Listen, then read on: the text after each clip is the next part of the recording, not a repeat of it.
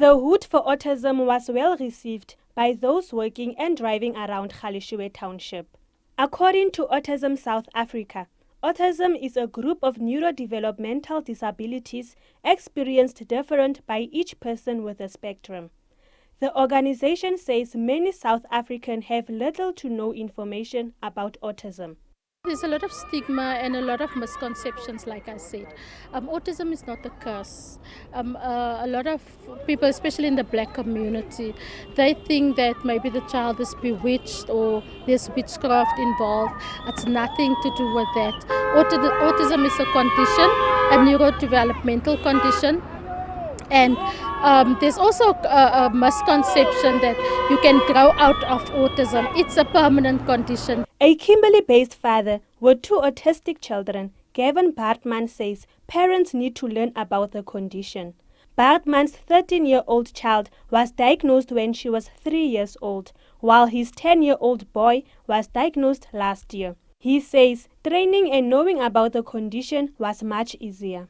People would stare and they would like, can she talk? Can she do this?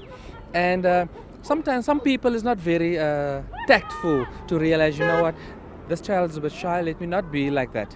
So people is still ignorant, a lot of people. And sometimes when they do know something, they know Dr. Ali and they think all the children that are autistic is like Dr. Ali. Because even we find today there's parents whose children has been diagnosed that still has not been trained on autism. They don't know how to really deal with the kids. There is no cure for autism. However, there are ways to manage it.